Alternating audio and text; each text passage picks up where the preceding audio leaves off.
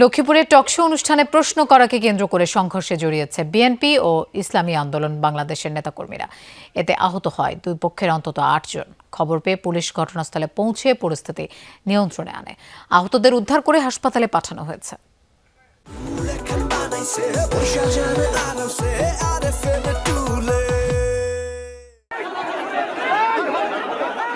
নির্বাচনী টকশোতে লক্ষ্মীপুরে মুখোমুখি হয়েছিল বিএনপি, ইসলামী আন্দোলন বাংলাদেশ সহ অন্যান্য রাজনৈতিক দল। স্বাভাবিক আলোচনার মধ্যে একটি প্রশ্ন মুহূর্তেই পাল্টে দেয় পরিস্থিতি। কথার লড়াই রূপ নেয় সংঘর্ষে। প্রত্যক্ষদর্শীরা জানায়, রামগঞ্জ সরকারি কলেজ মাঠে নির্বাচনী টকশোর শুটিং চলছিল। এ সময় অনুষ্ঠানের নিয়ম অনুযায়ী আলামিন নামের বিএনপির এক কর্মী ইসলামী আন্দোলনের লক্ষ্মীপুর ১ আসনের প্রার্থী জাকির পাটোয়ারিকে তার পূর্বের দলের অবস্থান নিয়ে প্রশ্ন তোলে। এতে ক্ষিপ্ত হয়ে তার কর্মী সমর্থকরা ওই বিএনপি কর্মীকে জুতা প্রদর্শন করে। পরবর্তীতে অনুষ্ঠান শেষে দুই পক্ষের মধ্যে বাকবিতণ্ডা শুরু হয়।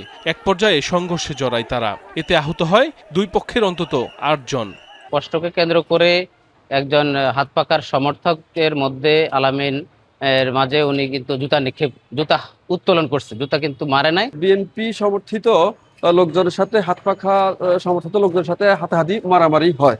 খবর পেয়ে পুলিশ ঘটনাস্থলে পৌঁছে পরিস্থিতি নিয়ন্ত্রণে আনে। আহতদের উদ্ধার করে পাঠানো হয় হাসপাতালে। সাময়িক একটু উত্তেজনা ছিল, একটা দর্শক একটু গরম হয়েছিল। পরবর্তীতে এটা আর কোনো সমস্যা হয় না। সাইফ আহমেদ, যমুনা নিউজ।